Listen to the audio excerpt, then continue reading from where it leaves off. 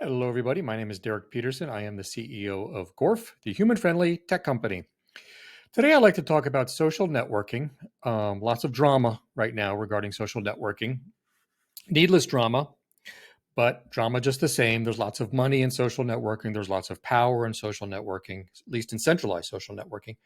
And so drama they will do. And we'll get into all of that as we move along. But first, what I'd like to do is to take a look back at what social networking used to be in the olden days before the internet, compare that with how things operate now in the internet age with the big tech socials and all that we're familiar with, and compare those with some of the alternatives, rather, I should say, so-called alternatives, and then compare them with some actual alternatives, some real solutions, and then look forward into the future and take a look at what things could be, should be, and hopefully will be if we do things the right way. So, first of all, when I'm talking about social networking, I'm thinking in very broad terms that would include pretty much every single thing we do as human beings that involves interacting with other human beings in every possible way. So, like it or not, whether you're social or antisocial or whatever in between, it has a dramatic effect on each and every one of our lives. There's not a lot we can do about it. It affects us, it affects our families, it affects everyone around us, it affects our careers, affects everything in our lives because we're social creatures, some more than others, but it still affects us.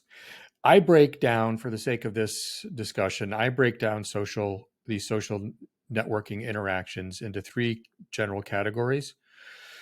The first would be, interacting with friends, family, colleagues. That could include something like, going to lunch, going for a walk in the park, going to play tennis, going fishing, going hunting, whatever, right?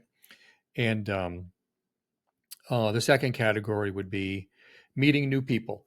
So that could include things like going to some meetup, some group, some party, and meeting new people potentially. And then the third category is, I would say, getting access to new content being delivered to you. That could include things like going to a concert, going to a musical, a play, going to hear some lecture or seminar, or even going to church and hearing a sermon preached. Right? You might not necessarily be interacting with the presenter of that content or with anybody else there, but just the same, it's a form of social networking. So first of all, let's take a look back and think about how things used to work, in the olden days. So imagine you go to lunch. Here's some good old guys, right? Going out to lunch with their buddies, hanging out at lunch, right? There's nobody involved in this conversation, moderating this conversation. There's nobody playing chaperone, listening on what they're saying, and then judging them for how they're saying it and saying, hey, you better not say that. There's no moderator. There's no chaperone. There's no one else involved in this conversation except for these two cool dudes, right? That's it. The only ones deciding what the topics are them. If they don't like the topic, they can say, hey, I don't want to talk about this. They can say, you shouldn't say that, or they could get up and leave if they wanted to, right? But there's no one else involved in this interaction except these two guys, right? That's the way it's supposed to work. That's the way it should work, right? Now, the way it works nowadays is imagine you have this guy, right? Let's say you got Mark with you sitting at your lunch table, right? Or this guy, they would probably, be afraid. But say you got this guy, I may be afraid of this guy too. Look at those eyes, right? So you get that guy sitting at lunch table with you, right? And he's just sitting there like, guys, you shouldn't say that. That doesn't sound very nice, right? It sounds very hateful, right? Can you imagine what these old guys would do to old Mark Zuckerberg if he was sitting there with them, telling them what they should say and shouldn't say and how to say it, right? Can you imagine what would happen? It'd be hilarious. It doesn't happen. But somehow it happens now. We allowed it to happen now. So we got Mark at the table, listening to our conversation, interrupting us, saying, hey, you shouldn't say that. Don't like the way you're saying that. Here's a warning. Here's another warning. And eventually, if you don't obey them enough, then they're going to put like a glass wall between you, give you telephones like you're like a prison visit or something, and then check everything you say to make sure it's good before they deliver it to your buddy, right? Somehow we have these moderators now listening to all of our conversations and interactions with our friends, family, colleagues. There's nobody else involved here, right? In the old days. Now there is. We have full-time chaperones, moderators checking in on us, right? Let's take the second category. Suppose you go to a party, right? Suppose this is a party here. All these people are here, right? And Mark's sitting right over here next to these guys, and this guy says, "Oh, I'm going to go talk to this guy over here, right?" And or this guy over here, and Mark says, "No, I don't think you should do that." And this guy says, "Well, why not? He seems like a cool guy. I want to go talk to him." And Mark says, "Well, he doesn't really believe. He thinks vaccines can be dangerous, and I don't think you should talk to him." And then you say, "Well, Mark, I was wondering about that. They seem to rush these vaccines through pretty fast. Maybe I should be concerned with. I'd like to talk to him about that." Yeah, that's exactly why I don't want you talking to him, Derek. You both need to have more exposure to scientists, some smart people. I don't think you should interact with each other at all. Have you met Dr. Fauci? Would you like to meet Dr. Fauci? No, I don't want to talk to Dr. Fauci. Thank you. Right? How about this young lady over here with all the piercings? Would you like to talk to her? She's really smart on science. She's not a scientist, but she really gets it. Would you like to meet her and talk to her? No, I don't, right? I'm going to go talk to this dude and see what he has to say. And then Mark just says, "That's it," blows up the whole party, right? And deletes everybody. Banned, right? That's the world we live in now, right? You can't decide who you get to talk to, who you get to meet, right? And let's take the third category, right? Say you want to go to church, right? You're driving to church. You got your chaperone, right? You got. Let's say Jack is with you now, right? Homeless Jack is with you, and you're driving to church, and he says, "Where are you going?" I say, "Well, I'm going to church. So and so is preaching. I want to hear it, right?" And he says, "Well, I don't think. Why do you want to go to church? Those people are so judgmental and critical. It's so negative. Did you hear Miley has a new song out, and also she has some new nudes that she released too? Wouldn't you like to go look at those instead?" No, thanks. I need to go to church, right? I'd much rather go to church, okay, than see Miley Cyrus naked or her song or whatever she has, right? And he's like, okay, that's not very wholesome. How about we go watch some cat videos? You want to watch some cat videos? They're so cute. It's so wholesome and nice. It'll make you feel so good. Let's go watch some cat videos. How about that? No, I'm going to go to church, Jack. I need to go to church.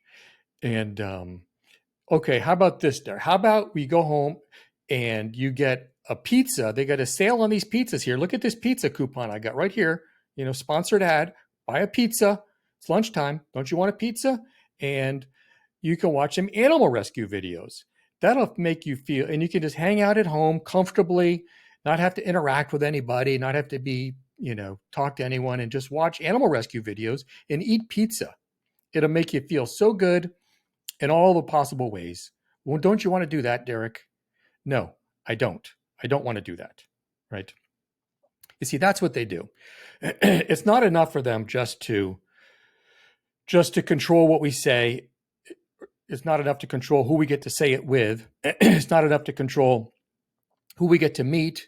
It's not enough to control what information we get access to, right? What content we have access to, what content creators we have access to.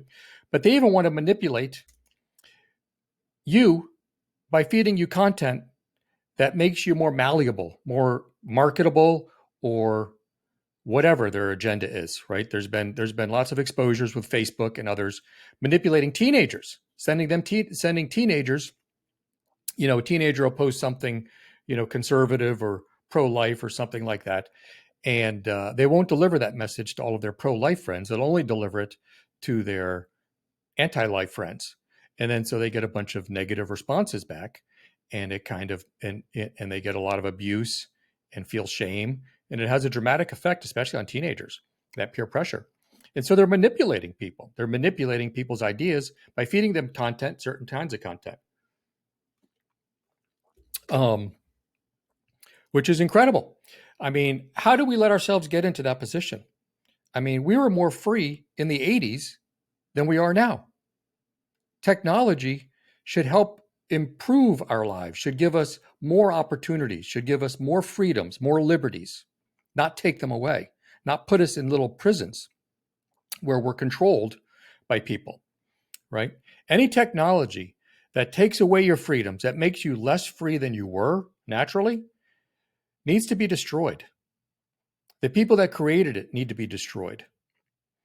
The people ran that technology need to be destroyed. The people that promoted that technology, talking to you, e-celebrities, the people that promoted that technology need to be destroyed. They're all enemies of humanity. Honestly, it's probably one of the biggest problems we have in our world right now is this control over our social interactions that mostly take place, especially since COVID lockdowns, that mostly take place online through technology that they completely and totally and absolutely control in every way, shape, and form. Nobody denies that, right? So now, everyone's saying, well, thankfully, we have some alternatives popping up, right? Um, Not really, folks. I hate to break this to you. This is where it's going to get a little bit dicey, okay? For some of you that like the cope, that like the warm blanket, that are kind of Q inclined sort of folks, might get a little bit offended here, but honestly, it needs to be said, and it's truthful, and it comes from my heart. I really mean it, and so please hear me out before you just get all upset. Okay, it's not going to be nice. I'm telling you up front, it's not going to be nice. I'm not going to be nice to about some of these people, but don't feel sorry for them. They don't deserve it. We all know how evil the big tech is, right? The big tech CEOs, the big tech moderators, and all these people that run. Everyone talks. All the conservatives talk about it nonstop, right? And make fun of them. Jack Dorsey looks like a homeless man. Look at that. Looks like a robot. I was doing it, kind of tongue in cheek already because I knew what I was going to get to. And all the conservatives, we like to own the libtards, make fun of the Facebook moderators, right? These crazy fat women that are all on pharmaceutical antidepressants and things like that, right? That all have mental health issues. They're all crazy. And these tech CEOs are a bunch of weirdos and, own the libtards, right? Yeah. Okay. So, now a lot of you are saying, but what if we have somebody good running it? What if we have somebody Christian, a conservative Christian running? That's a good person running these things, running a social network.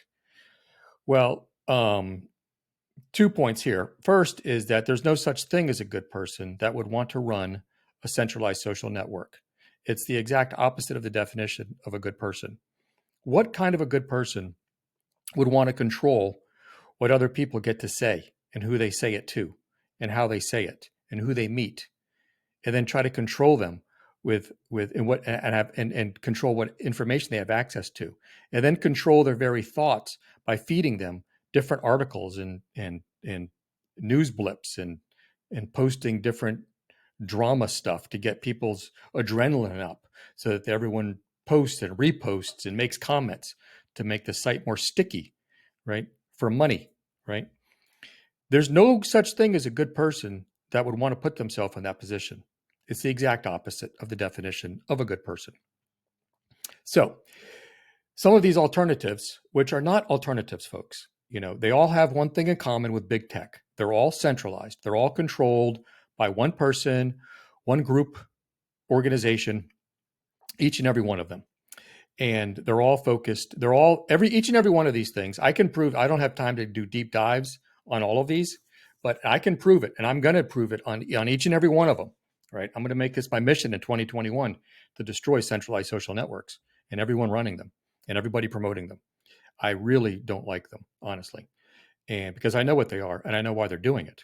I prevented myself from doing it because I have discipline, and I have, and because I'm not like them. Quite honestly, I'm not trying to be braggadocious, but I'm not as arrogant, I guess is the only word, as these people, to take something. Even God could have made us puppets or robots or slaves. He could have done anything he wanted with us when he created us, right? He could have made us into anything, but he didn't. He gave us a free will. So God didn't even take that power onto himself. Imagine the hubris of these people like Jack Dorsey, Mark Zuckerberg, all of these CEOs. That's you get it from these people, right? From these liberals and humanist types.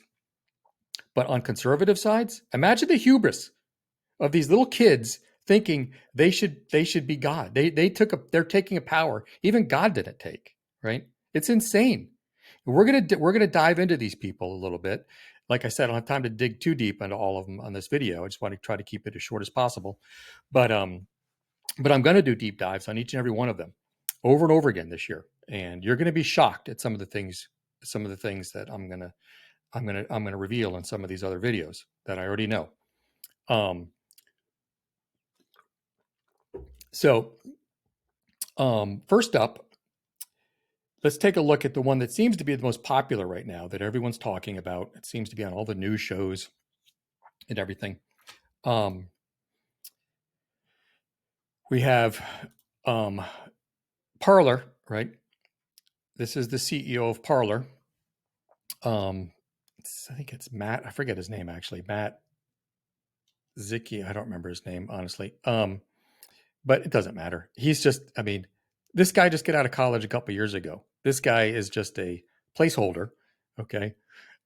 He's not really probably running anything day to day or has any understanding of what's going on really in any possible way. Okay. But what he does have is he has this guy, Mr. Robert Mercer, Jewish billionaire, notorious data thief from Cambridge Analytica. This guy's a billionaire. He's the one who's funding. He's the one who's backing Parler, paying for the whole thing. So the site's terrible, right? Parler's terrible. Parler's an awful. As far as technology speaking, Parler is a joke, a complete joke. They launched it like 3 times, and it failed to launch each and every time. Just got wrecked, and then had all these people coming and going all the time, right? I'll dig in on that a little bit more here in a second. But first, Mr. Mercer, I really don't know that much about the guy, just from what I've just read in a couple of articles. It seems like some's good, some's bad, but the bottom line is the guy's a control freak. Anybody that would want to build a centralized social network, you can tell without knowing anything more about him. Okay. I know he's not a good guy. He's a control freak. He's incredibly arrogant, wants to take power that even God didn't take to himself, and control people, manipulate people, use them like cattle, move them around, get them to do his bidding for him. That's all it's about.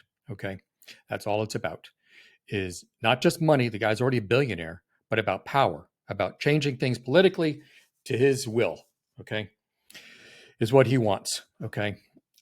He's the guy also that was behind Cambridge Analytica. I don't have time to do stories on dig in each of these, but Cambridge Analytica and Black Cube. Okay. These are both basic data mining operations using Cambridge Analytica, I think, was on Facebook.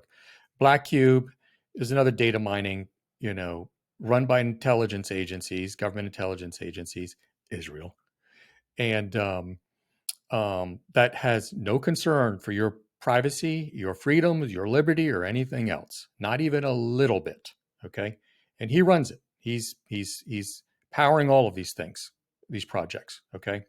I'm going to do deep dives on all of these. I'm going to do deep dives on this facial recognition software that's being created.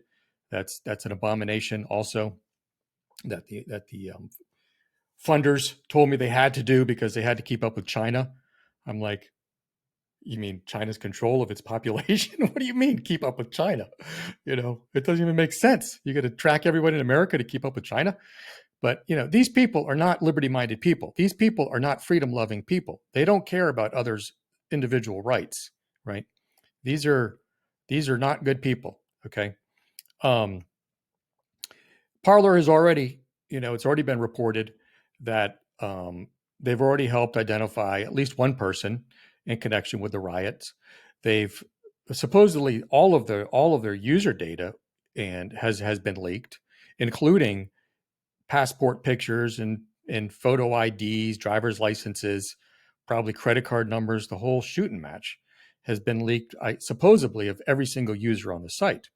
It was kind of a weird, statement they made on it, so it's a little vague. But regardless, if the guy's running Cambridge Analytica, your data is being leaked. Your data is being used against you. Okay. These are not nice people. They can. People wonder, how does Parler get all of these? It's just, how does this little kid here, right, this couple years out of college, starts up a social network? How does he get all these e-celebrities on board? Is he making phone calls? Is he really connected? Is he like some really popular guy or something? Does he know all these people? No. Mr. Mercer, the billionaire, the Jewish billionaire, controls probably all of, or not all, but all, because there's other people that control a lot of the other ones. We're going to get into that on some of my other channels. But these e-celebrities mostly are all bought and paid for, right? And they lead their followers around as they're told to by Mr. Mercer. This site Parler launched once, total wreck. Everything's crashing. It's a total joke, total mess. And but he gets all the big name people there, right? And then the thing crashes and burns, and everyone drifts away. Okay. And then like 6 months later, they launch again, and all those people come back again. That's not normal for a website to have that much, people try it out again as an alternative, right? And then they do it a third time, and it kind of worked. And then, but they're hosting on Amazon. I mean, you can't make this stuff up. I mean, why would they be hosting on Amazon? The whole thing's a mess. It's a joke. Okay. And they got all this user data. And why are all these e-celebrities so drawn to Parler? That's the question. Why are they all going there and then bringing all of their other people with them? How does it grow so fast? How do they get on Fox News every single night and get on Levine's show and all these other shows all the time? How does that all happen? Billionaire investor. That's how. He's buying everybody, right? He's paying. He has all these connections. He's getting everybody there, right? He's paying all of these e-celebrities, also known as Judas goats, to bring their followers into the new den, into the new pit, into the new, whatever you want, prison, ghetto, right?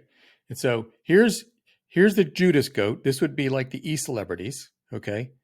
This is all the sheep, right? Or the cattle, right? They're following the Judas goat, their Judas goat that they trust in, right?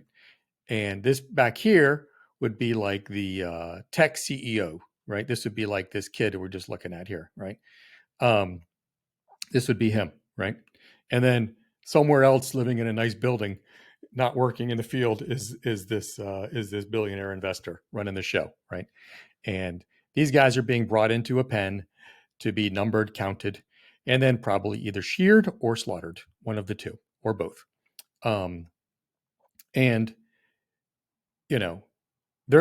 these Judas goats, a lot of them are just naive. They don't understand that there's other alternatives, that there's other real options besides these tiny prisons of centralized social networks just run by other people who we're going to get into are not any better than the big tech CEOs. Okay. Most of these guys don't really believe in free speech. It's just a marketing gimmick for them.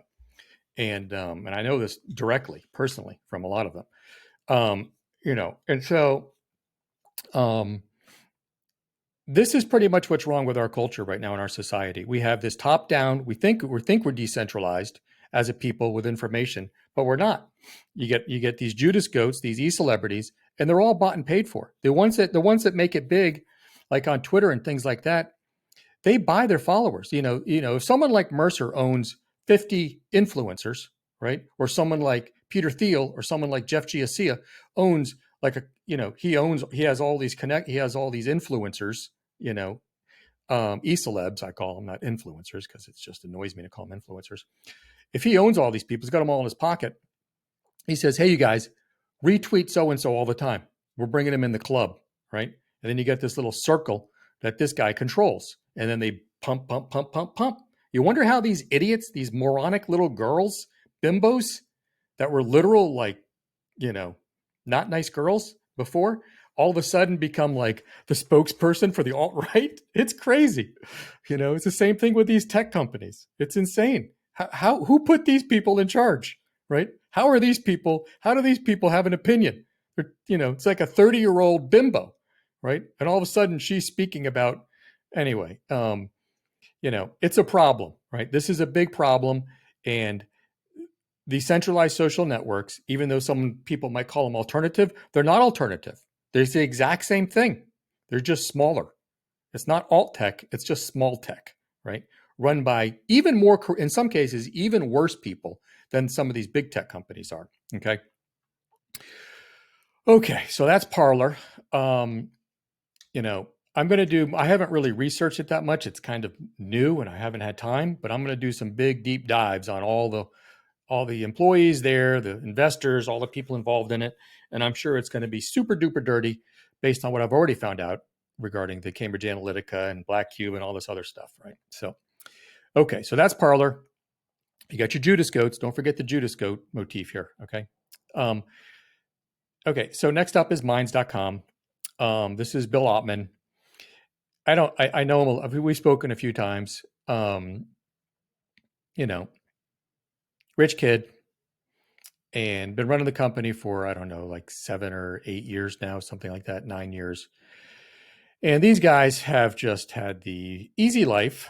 $7 million so far given to them, right? Pretty terrible website, pretty terrible technology. They brag about it being open source code, although no one's ever used one line of their code. They claim it's decentralized. It's not decentralized. He's lying. They claim it's blockchain based. Again, it's not blockchain based. It's just a token system above the top of the social network, like gamified, right? It's just like a token system, gamification system, right? So a lot of these companies do that. BitChute does the same thing. They always say they're decentralized. They're not decentralized. These guys are tricking people that don't know any better, right? By using a word that's an important word we're going to get into, claiming that they're that, when in fact they're not. They're liars and they're grifters, right? These guys have spent $7 million pretending to be successful internet entrepreneurs when they're really just a bunch of rich, spoiled brat kids who would be selling T-shirts at a music festival if their dad wasn't a millionaire, okay? And somehow these kids have become spokespeople for what free speech is and isn't, right? And annoyingly, they have told me that if I don't allow boobs on my website, nudity on my website, then I don't believe in free speech, right? I shouldn't use the term free speech, right? Talk about annoying, having some little stoner tell me what free speech is, right? I've studied free speech, the First Amendment, Baptist history for 20 something years now, right? And I got some little stoner in between acid trips telling me what free speech means with $7 million in the bank that was given to him, right? Pretty annoying stuff. It's a centralized social network run by a bunch of stoners, rich spoiled brat stoners, arrogant rich spoiled brat stoners who should not be trusted as far as you can throw them. This guy came in, I don't know what to make of Patrick Byrne, but Patrick Byrne is another billionaire, right? Came in, he used to be the CEO of Overstock, right? So, so furniture and stuff, right? And so he gave them $6 million for less than 50% share of the company. Minds, mind you, has lost something like $300,000, $400,000, $500,000 a year. Every year it's been in business, right? It's never made money. It's never even come close to making money. It's produced crap tech that's useless, really, for anything or anybody. No one's ever going to take that tech and be able to start another social network and make a decentralized social network. They've done nothing. They've contributed nothing, really, that I know of. But this last year, they spent something like $3 million and still don't really have anything to show for it. It's a waste, right? That's here's another problem with all of this, right? Is there's only so much resources to go around to build these technologies, okay? And they get blown, they get wasted on these fake tech companies, these fake, these, false alternative, I call them false alternative social networks. Okay. Um, Minds has spent like $7-8 million so far. Gab has spent probably close to $3 or $4 million so far. BitChute's making like $40,000 a month now, I think. Parler, who knows how much money Parler has? Some of those guys probably got millions and millions of dollars from Mercer, right? And all that money is just blown. None of it's used. None of it can help anybody in the future. Even like Brighteon, Mike Adams, right? Who I used to like till I realized he was a fraud. Spent like $2 million on his video platform. For what? No one can use that. There's other technologies already out there that were built that I'm going to show you at the end of this that are real solutions, real alternatives, right?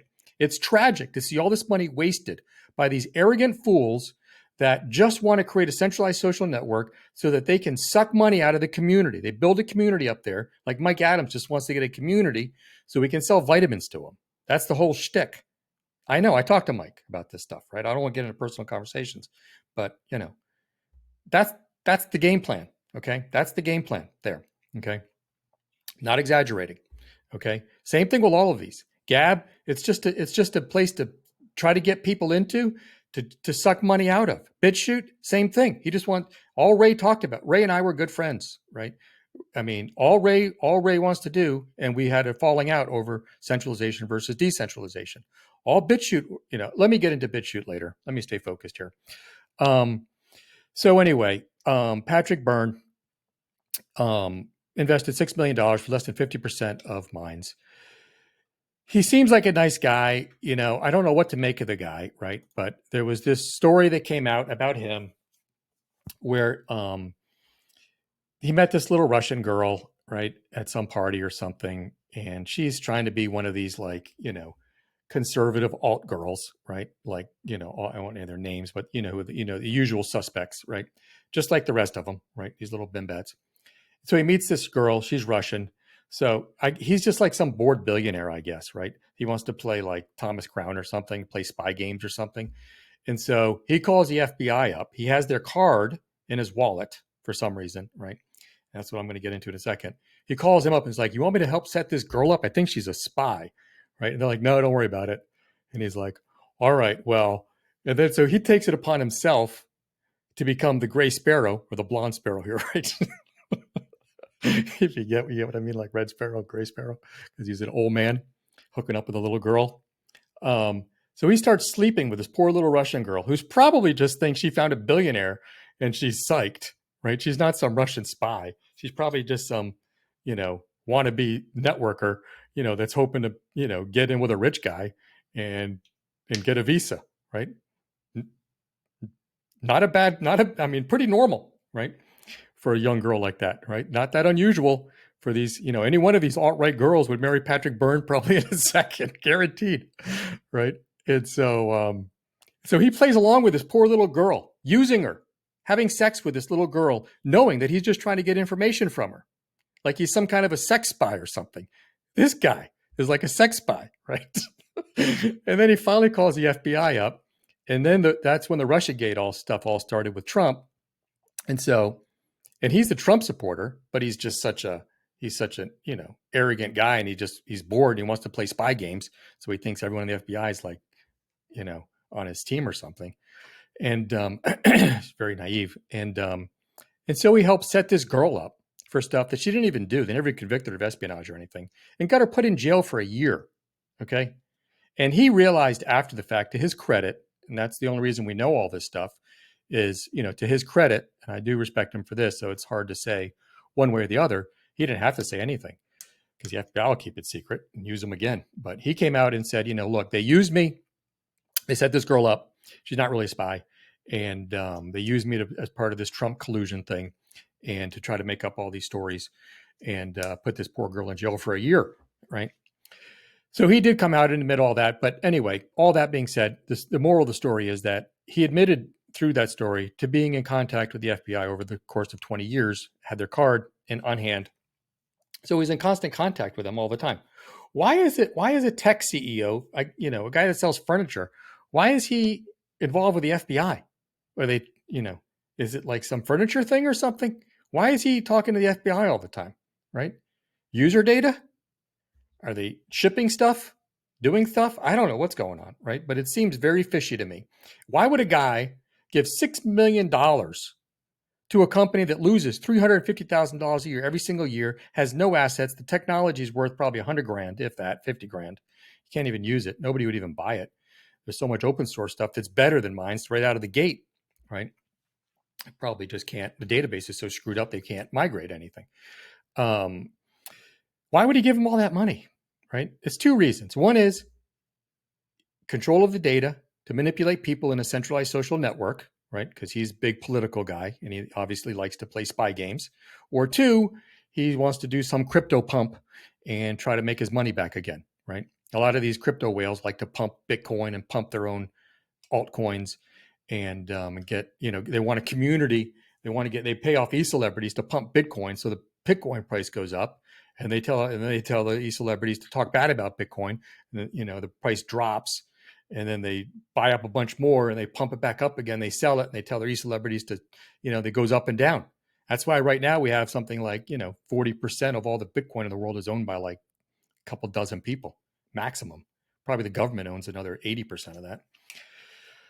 Or, total, the government's probably own around 40, 50%, I would guess. And then 12 or 15 people own another 40%. And all the rest of it's divvied up between a bunch of other people that just hope and pray every day not to get caught in the waves. So anyway, mine's again is to me not a real business. It's obviously there either for user data or to pump junk coins, right? One of the two. Okay, for sure. Okay, so hopefully you're not getting too mad at me now for talking bad about your heroes, but these are not your heroes. These are not your saviors. These people have not dedicated their lives to fight big tech on your behalf, given up everything for you. They're not, right? These are pitiful losers. I mean, that Matsy guy, he's right out of college. He'd be working, probably selling, I don't know, rental cars, right? At some rental car place or something, if it wasn't for this billionaire guy giving him a bunch of money. These kids would probably, if their dad wasn't a millionaire and didn't get $6 million from Patrick Byrne, they'd probably, like I said, they'd be selling t-shirts at a music festival or something, for real. So they're not sacrificing anything for you on your behalf. Okay. These guys are making a lot of money and one way or another. Okay. Okay. So now, let's take a look at next up. Let's do a real quick breakdown on BitChute. And then we'll do Gab, my favorite one to make fun of because it is the quintessential grift. BitChute, owned by a guy named Ray Vahay. I was kind of friends with Ray for a while. We talked a lot. We had a lot of debates. He comes across as a very nice guy, but in fact, he's not a very honest guy. He promised he was going to do a decentralized social network, and he never did. And all he wanted to do was pump up his Alexa ranking and sell the company off as quick as he could. That was the whole goal, was to try to get out, make a bunch of money, and buy a big house in Thailand and a bunch of cryptocurrency and trade crypto all day, which is pretty much what he does with the $30,000 a month he gets. Because the site's awful. It hasn't really improved very slightly. It's, basic junk code that really hasn't changed at all. But more importantly than that, as in all centralized social networks, they will always, in each and every case, be co-opted. No matter how strong somebody is, no matter how brave somebody is, it doesn't matter. And Ray and I have had this conversation. I'm much stronger than Ray is, and I know not to do a centralized social network because I know the jeopardy would put me and people I care about into when things grew. It's you either going to compromise or you're going to have problems. Okay. These people that already know they want to compromise are just looking for someone to give them a ticket. They'll take it. They're not going to just kill you. They're going to make you an offer first. And these guys want the offer, right?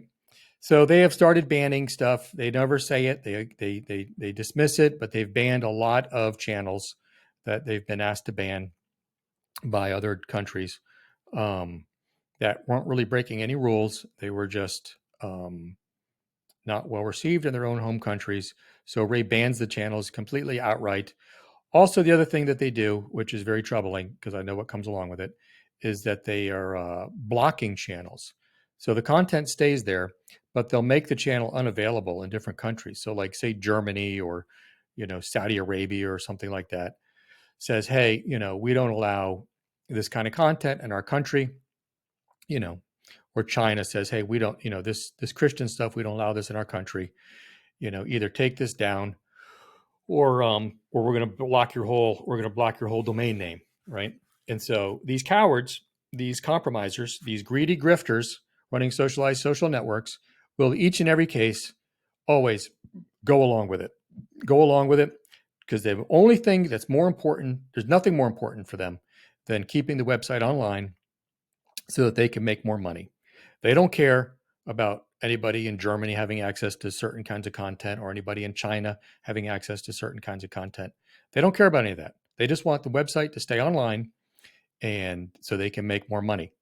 What comes with these deals, these government deals, however, is not just banning the content, blocking the content, but if it's a citizen, say it's a Chinese citizen talking about Christianity, then they turn over all the records. That's part of keeping the website online. They don't want to lose a whole country. They don't want to lose all of Europe, right? So they turn over user data. They hand it over in order to stay online and in order to keep making money. That's what they do. So this geo-blocking of content always comes with the caveat of, hey, this guy's coming from Germany. This guy's coming from China. Who is he, Ray? Tell us. And they do. Ray will do it. Ray, I know Ray. Ray's not a strong guy. He will do it in a heartbeat. Okay, in a heartbeat. He's an Englishman living in Thailand. Moved to Thailand, lives in Thailand full time. He's very vulnerable. I mean, he's vulnerable enough just from England, but living in Thailand makes him even more vulnerable. So, I understand, but he should not have got himself involved in a centralized social network. There's other ways to make money, Ray. And he should have decentralized a long time ago. But there's more money in centralization. That's why these people centralize. All right, next up, Gab. Gab is the most atrocious, the biggest abomination of all of these. It's nonstop lies, nonstop grifting, run by a complete incompetent liar and grifter. If I'm wrong, calling him a liar, which I'm about to prove here in a second, then feel free to sue me, feel free to correct me, whatever you want to try to do, have a debate, whatever anybody wants to debate, anybody wants to question me on anything. The guy is a pathetic liar. Total grifter, absolute pathological liar. So what they did, this guy here, Andrew Torba, is the head of it, right? And I'm doing all this to show you that these centralized social networks, these so-called alternative social networks, are not alternatives. These are run by despicable people. These are despicable, greedy, dishonest people that are just taking advantage of people, just the same way the big tech companies. They think of all of you the same way the big tech companies do, as cattle, right? To be either sheared or butchered, one of the two, okay? And they use the Judas goats, just like the big tech, just like Parler, just like all of them do, okay? So this is the guy here, Andrew Torba, drunk, streaming from bed, fully clothed, lecturing on the art of war, as all good e-celeb grifters do. Pathetic. There's two kinds of people in the world: people that get their business practices from the Bible, and those who get it from the art of war.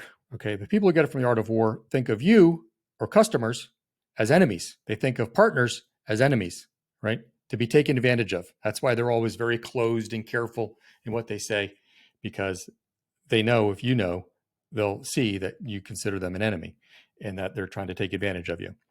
And that's what they do. The company was started by some Muslim guy in Turkey, this guy, Andrew Torba, and then some Indian guy who used to ask every single girl that joined the website for nudes. Not exaggerating, not making anything up, 100% true. So let's take a look at some lies real quick, just so you can get a feel for the grift here.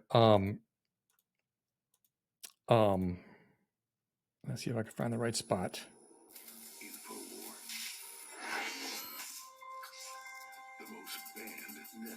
Real quick, the narrative the kid has laid out is basically that he's this humble farmer from Pennsylvania that moved out to Silicon Valley to learn how they do it, so he could take over from the inside and then fight back against big tech or whatever, right? That he was some great developer and all this other stuff, and it's all lies. All of it's lies. None of it's true. Let's go through it. I like Andrew Torba because he's got a lot of courage and he's a great Silicon Valley programmer who was rising up the ranks at the very top. He's a very skilled individual. He set up Gab with massive users. They've tried to set him up, tried to take him down. They always say, build your own thing. Well, he's done it. And they're coming. Okay, so again, Alex, I don't know if Alex, was told this stuff. Alex is pretty loose with the truth anyway, but none of that's true. Okay, Andrew Torba can't write one line of code. He wasn't an upcoming star or anything else in Silicon Valley. He was selling ads, right? And pitifully so, couldn't afford to live there. And so he started, like I said, Gab with this Muslim guy in Turkey and this Indian guy, right? And just a short while, mind you, this guy is not exactly Mr. Conservative. Okay, just like a little bit before this website, before starting Gab, he's writing articles about taking down the male patriarchy and things like that. Not exaggerating, it's true, 100% true. Just type in Cocoon, and which was some ridiculous social network ad software that he tried to build and sell, and or had someone else build and sell. And he got in with, I think he got in with some pretty big people out there, like Peter Thiel, right? He's posted pictures of himself with Peter Thiel and Dershowitz and these other people. Not exactly people I'd be bragging about meeting, but anyway, all that stuff, Andrew, that Alex Jones just said is total lies. None of it's true. None of those things are real. Okay, and obviously Torben knows that. InfoWars is on there. Well, now they've launched Dissenter, that its own free speech web browser, which is critical. These Google web browsers particularly, but the Microsoft ones as well, spy on you and now control what you can see and do.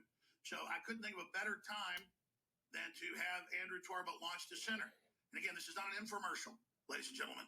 I'm doing this because I support everyone else who is supporting freedom. And so everyone should go download Dissenter.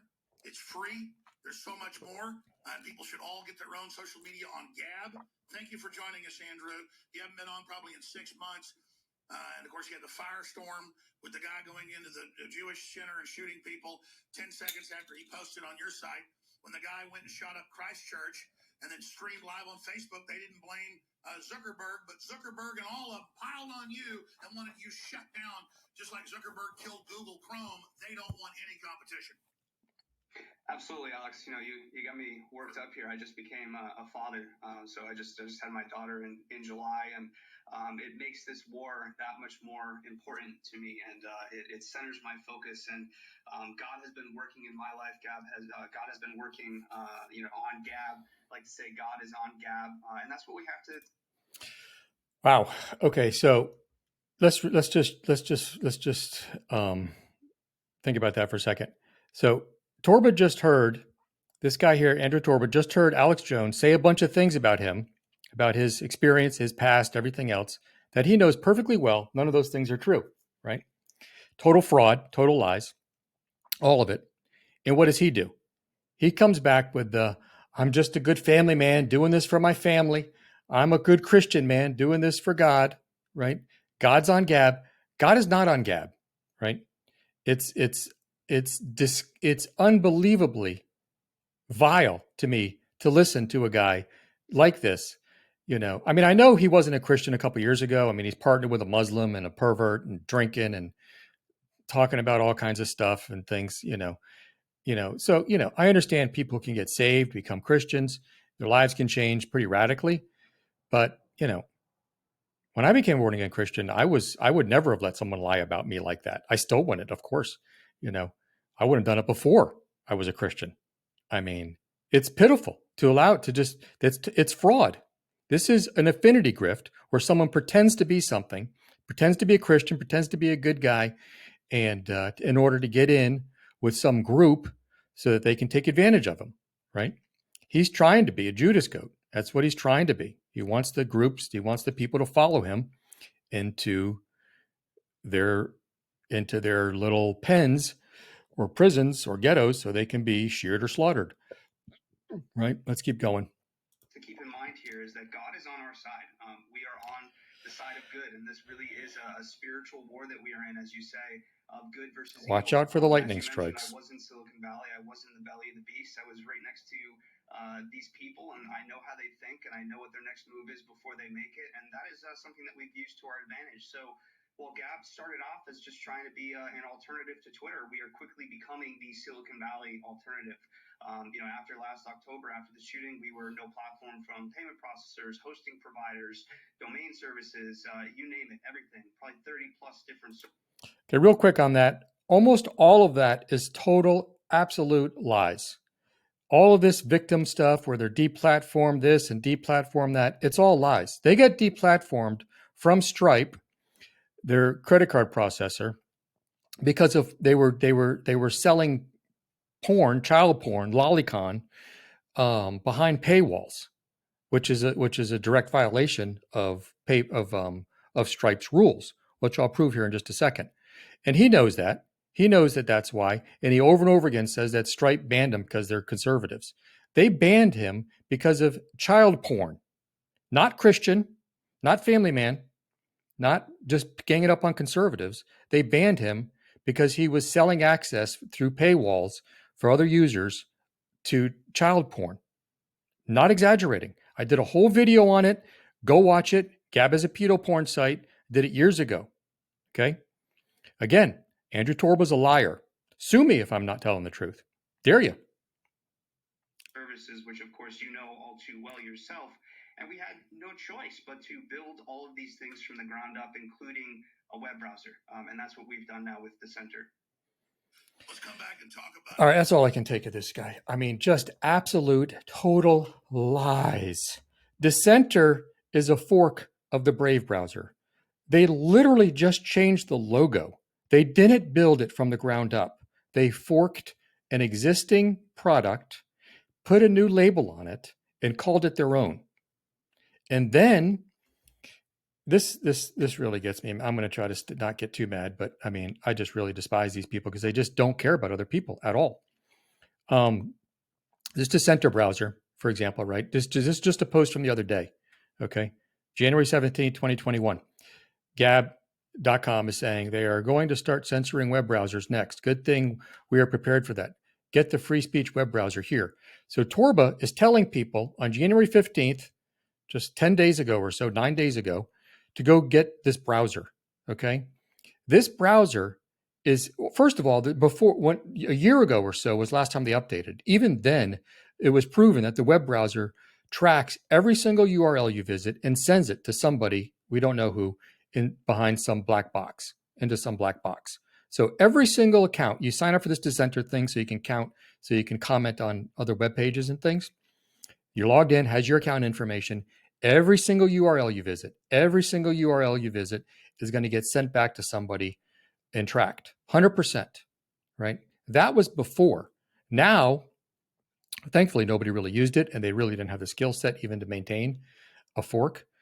But here's one of the employees, one of the top employees at Brave. He comes back and says, warning, Dissenter for Windows and Linux hasn't been updated since March 2020, right? Almost a year. For Mac OS, it hasn't been touched since November 2019.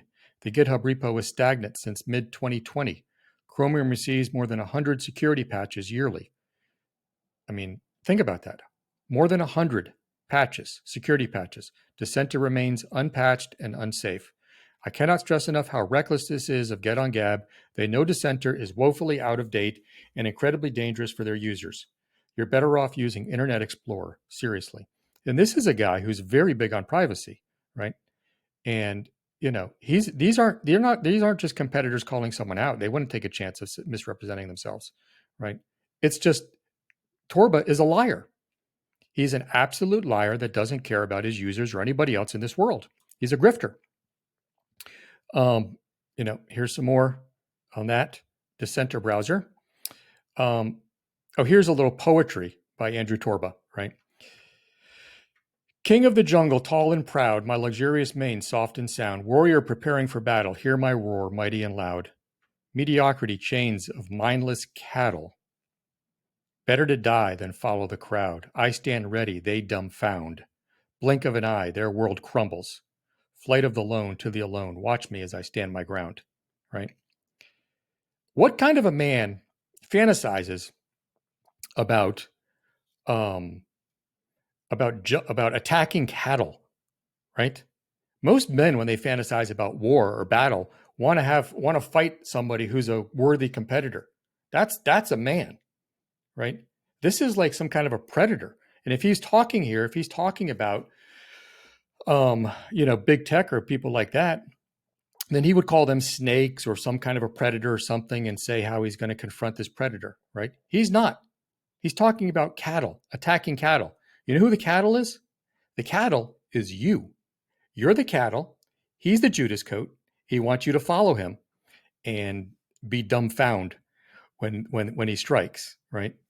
I mean, this is it's like something you'd hear like from Psycho Killer gets caught and arrested and they find a book of his poetry or something, right? Some mass murderer. Guy's a fat dork, right? And he's fantasizing about attacking people. I mean, just loser level stuff here, okay? All right, regarding Stripe, here's proof. Again, this is posted by them.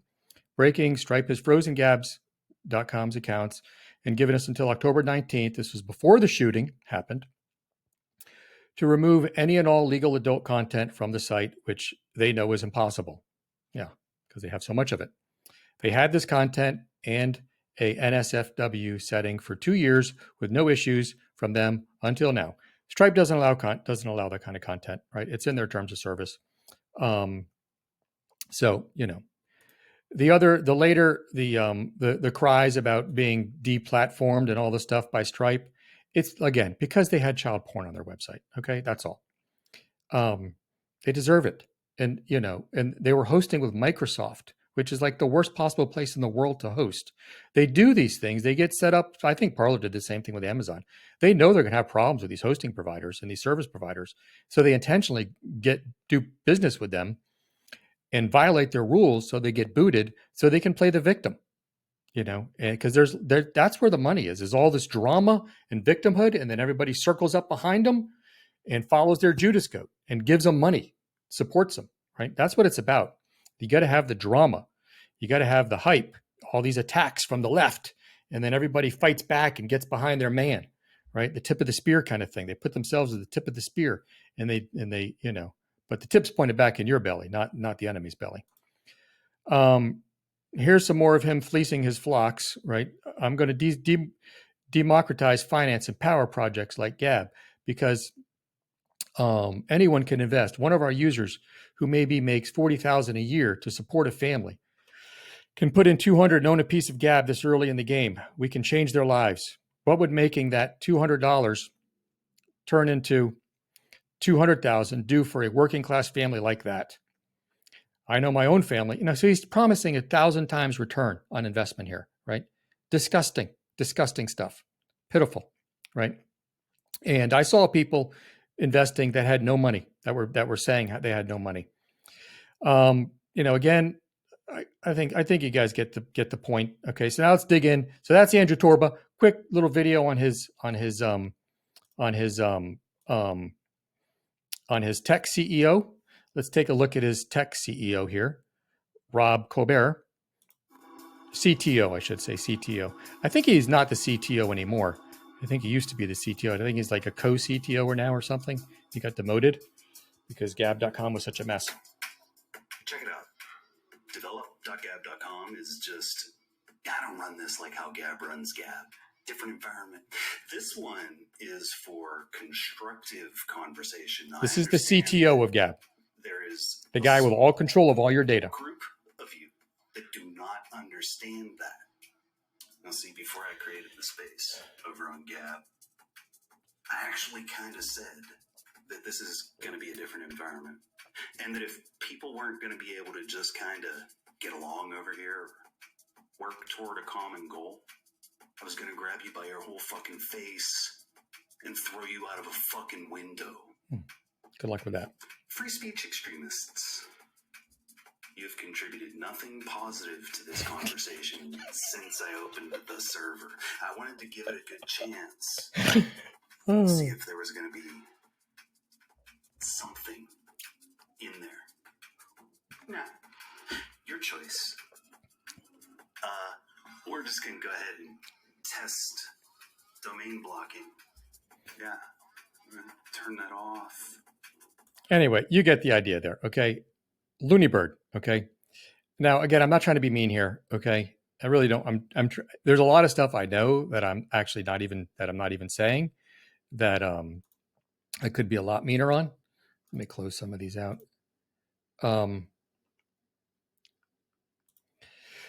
But Rob Colbert, this is I know a lot more stuff than I'm saying here because it wouldn't be right. But I'm just talking about stuff that people have said and done publicly, posted and commented publicly. I would never do like hire a detective or something and reveal someone's private secrets or anything like that. Right? That's not my style. All I'm doing is talking about ideas and what they're saying and posting publicly. Okay. And this guy, Rob Colbert, has publicly said that he was spent time in jail. He's been institutionalized in mental hospitals, and he's had a lot of drug and alcohol problems, right? This is the guy who's in control of your data, right? This fat psycho, Andrew Torba, fat lying psycho, grifter, and this lunatic CTO. And now, everybody likes to make fun of these fat mentally ill moderators from Facebook and Twitter and stuff. You hear all these conservatives owning the libtards, owning those mentally ill moderators. Here's the head moderator for Gab, right? This is Andrew's mom, Amy Torba, morbidly obese, giant woman, and has a lot of mental health issues. And I'm not trying to be mean about people with mental health issues or anything else, but they shouldn't be in charge of moderation on a social network or technology on a social network, right? Of people's data and personal things like that, right? They make bad decisions. She's made, I'm going to get into some of them, but she's, I feel sorry for a lot of people with mental health problems. Some people I don't. Some people are just evil and not nice people. And she's one of them, right? And so I really don't feel sorry for her. She's a very, very not good person. She knows her son's lying. I confronted her with it a bunch of times, and she would say vile, vile things back to me. So she's a vile woman. Again, she's, says she takes a lot of pharmaceutical drugs and things like that and has struggled a lot with that sort of stuff, right? And again, you can't make fun of these liberal moderators if you can't make fun of the alt tech moderators, right? She's fat. She's mean. She's vile. She's mentally ill. So is the tech CTO. The CTO is a psycho, right? I mean, let's be real, folks. Got to be consistent. And it's a centralized social network, same as the other big tech. What's the difference? How do you call this alternative? It's not alternative. It's the same thing, just smaller and worse tech. At least Twitter works. So Amy Torba claims to be a Christian like her son. These guys have their own family astrologer that they go to help make their decisions, right? This is one of her personal friends. And here she is recommending her astrologer friend to everybody on Gab to go and sign up to get a reading and get your fortune told, right? She's not a soothsayer. She's a researcher. These people are crazy. This is scary stuff. Honestly, it's very weird to me. How do these people get here? It's so odd. Who puts them on Alex Jones's show? Who puts them on Fox News? Who gets them in all these positions, right? Is it Peter Thiel? Is it Jeff Giacia? Right? Is it one of these other billionaire guys secretly funding? Who knows, right? Very sketchy stuff, indeed. And so I guess that about wraps it up for Gab. I think you guys get the idea. The thing that really is so disgusting about Gab and why I really despise Gab the most is because they're a centralized social network like Minds, BitChute, Parler, all the rest, obviously run by grifters and liars and arrogant fools that want to control other people's thoughts and who they can talk to, who they can interact with. But Gab actually didn't have Gab couldn't build its own technology, mind you, $3.5 million. They couldn't do anything, and so they took an open source program, a good project called Mastodon, and that I supported for years. That's part of the Fediverse, right, which is a decentralized form of social networking. So now that that's all the bad news, folks, right? Anyway, real quick, Gab took this software, claimed it as their own, said that they built it just like they did with Dissenter, said they built it from the ground up. He's lying. He had never built anything. They took Mastodon, this open source project, and put a new face on it, put a new skin on it, right? Which I've done with 2 social projects and built an application from the ground up, actually, myself, paid for with my own money. Didn't ask anybody for anything, right? That works better than Minds, Parler, Gab, all of them. And I could have made a big social network, and I refused it and forced it into decentralized mode. And I even had mutinies within my own staff because they wanted me to be like Minds or Parler or something, and I'm not going to do it, because I know how it ends, right? And I won't compromise, and so it'll be somebody's end, but mine ultimately for sure, but maybe some others on the way. But but Gab took this open source federated project and then made it centralized. They took a decentralized project and then made it centralized. It's like the most disgusting of disgusting you could possibly, and then took credit for it, undermining the developer of that other project, right? And his funding, right? It's disgusting. They are disgusting. Okay. So now enough with the fake alt tech, right? The false alternatives. Okay. All these false alternatives that are presented to us. It happens in politics with some people recently that, they promise a lot of things. Nothing happens. Those are false alternatives. You see what happens when you try to cut a group of cattle out of a herd, right?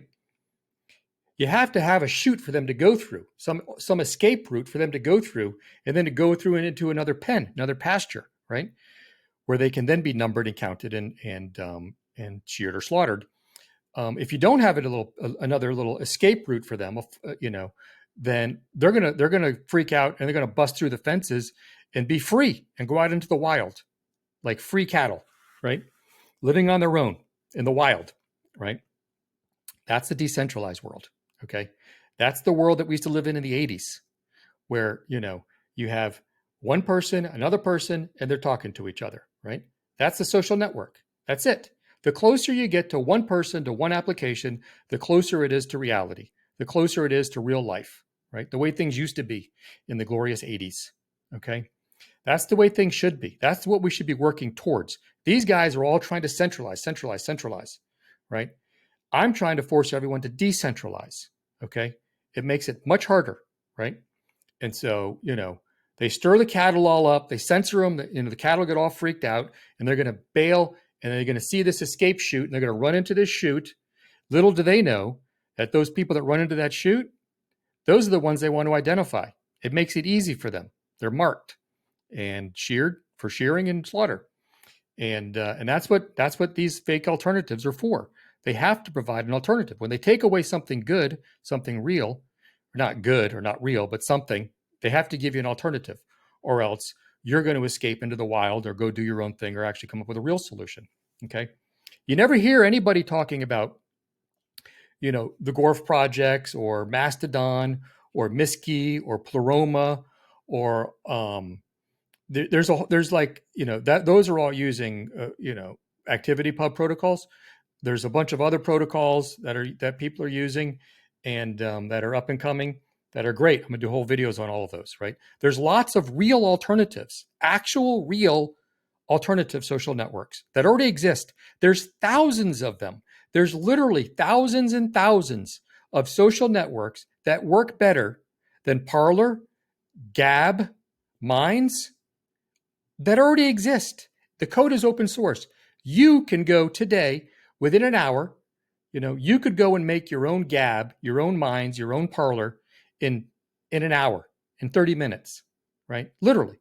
Or you could have someone do it. You could call us, we'll help you do it, right? support@gorf.com. Okay. And you can go have your own social network and then you can interact I think there's like 4+ million people now in the Fediverse. So, you have a social network of 4 million people, and they're not all the exact same, conservative. You have a big variety of people, and it's not as bad as everyone makes it out to be. There's not that much porn or things.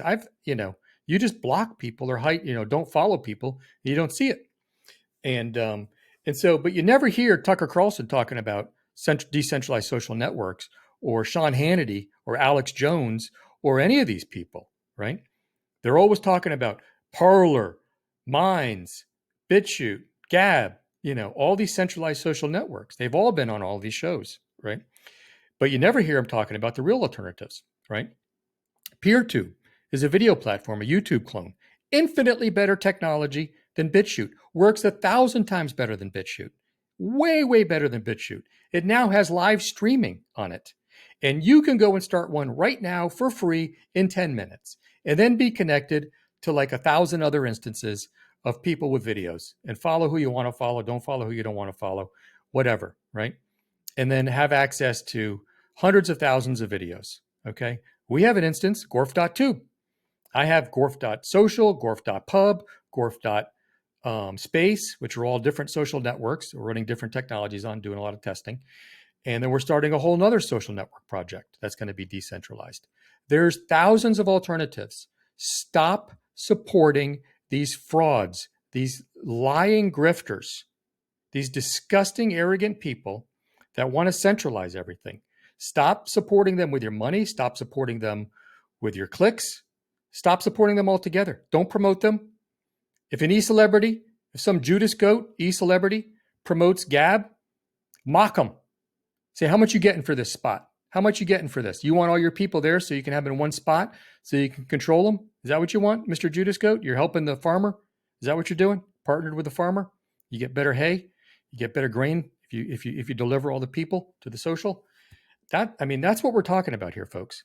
Decentralize. Close off the chutes, the escape routes, when they rile everyone up with censoring them, and then bust through the fences and go out in the field and eat the green grass. Get on decentralized social networks.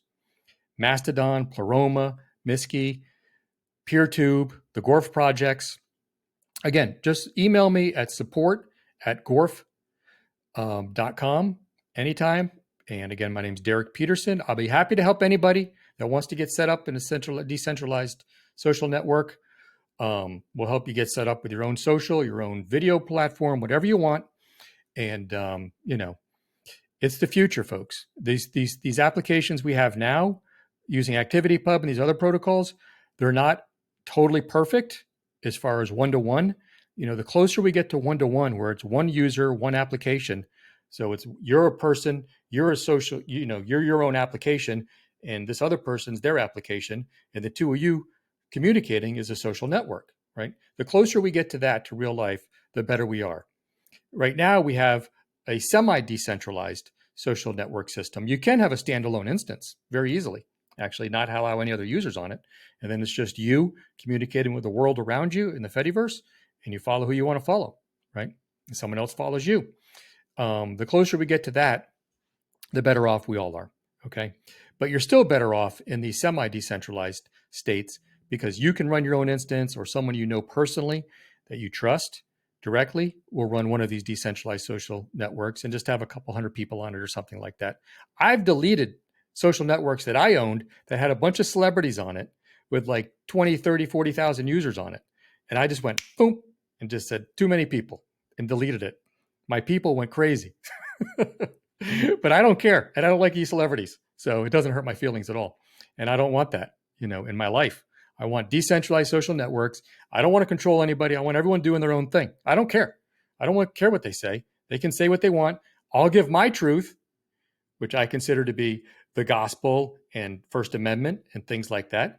And the truth always wins, right? If we're in a real decentralized system, I don't need to have a centralized system. They do, because they're liars and thieves. I don't, because I tell the truth and I have the truth.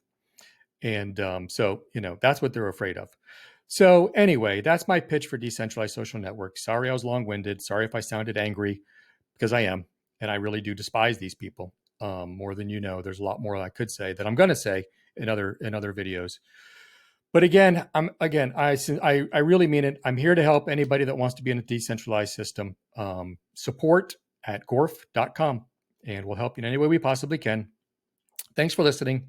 I'm Derek Peterson from Gorf, the human-friendly tech company. Thanks.